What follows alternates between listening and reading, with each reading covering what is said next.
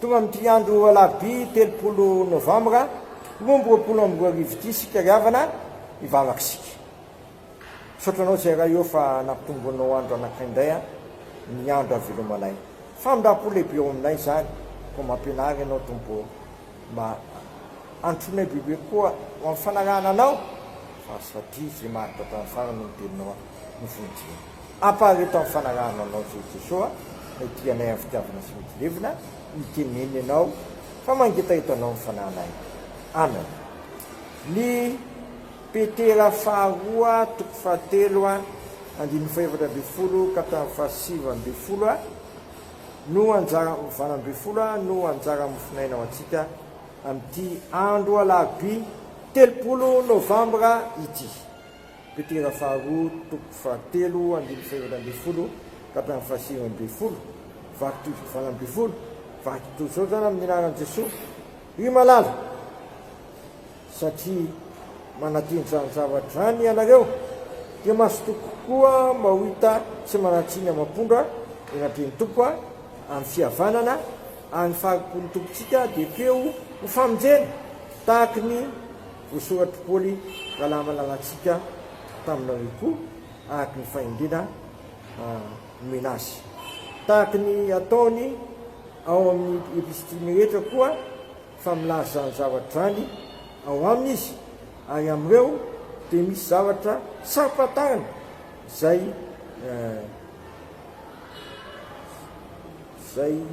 aolan'ny olona kely fahalalana sady tsy ny olona tsara tahaka ny anaovan'ny teny sasany amin'ny soratra masina koa ka mahatonga fahaverezana ho an'ny tenany ko oka fantatrareo rahalahy raha teo izany ry malala dia fandresena fandrao voataonany ny ratsy fanahy ianareo ka ho lavo hiala amin'izay iorenanareo fa mitomboa amin'ny fahasoavana sy fahalalana ny Jesosy tompontsika Kristy tompontsika sy mpamonjy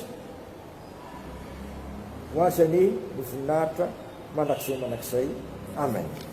Masinao manamasinanay amin'ny fahamarinana ny teninao fahamarinana amen. Eto amin'ity lahatsoratra masiny ity dia mbola manomana sy manomana anao miandry ny fihevian'ny mpamonjy. Manomana sy manomana anao miandry ny fihevian'ny mpamonjy. Inona farafakely natao amin'izany fihevian'ny mpamonjy zany? Ny miorina tsara ao amin'ny Kristy. Miorina tsara ao amin'ny Kristy tsy mety miala ao mitoetra tsara ao satria ao amin'ny Kristy no tsy misy fanameloana fa raha miala ao ianao dia mahatonga anao amin'ny fahaverezana zany. Fa raha miorina tsara ao kosa ianao ka tsy mety miala ao dia tanteraka aminao izao teny izao hoe mitomboa amin'ny fahasoavana sy fahalalana ny Jesosy Kristy tompontsika sy mpamonjy. Mitomboa amin'ny fahasoavana sy ny fahalalana ny Jesosy Kristy tompontsika sy mpamonjy. Mila mitombo amin'ny fahasoavana tsika sy mitombo amin'ny fahalalana ny Kristy. Miara-dalana mandrakariva izay mitombo amin'ny fahalalana ny Kristy dia mahazo fahasoavana.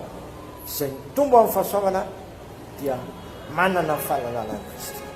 Izany fahalalana ny Kristy zany fifamatoram-piainana aminy sy fisarahana aminy satria ao amin'ny Kristy mantsy no fahasoavana na amin'ny fahasoavana amin'ny fiainana. Ao ny toerany fafenon'ny fahasoavan'Andriamanitra. Lazainy ny apôstôly masina hoe fafenon'ny fitahiana ary ao amin'ny Kristy no fahatanterahany zavatra rehetra. Ko amin'izany aoka tsy ala amin'ny Kristy, toetra tsara amin'ny Kristy ary mitombo tsara amin'ny Kristy sy mitombo fahalalana amin'ny Kristy satria mba hiteny koa ianao sy izaho fantatro zay enoko isitatsika niary varaka hoe ganay zay nandanitra sinaneny naranao tonga neny fanjakanao ataoneny sikaponao ity tany tahaka ny an-danitra menaniny alina sazo anay amamelany elokay tahaka na melanay zay meloka taminay ary asa mitononay fakapanahy fa manafahanay amin'ny ratsy anao fanjakana sy niry ary voninahitra manakizay amen. Voninahitra ny eo an'Andriamanitra ve ihany amin'ny anaran'ny Ray, Zanaka, Fanamasina. amen.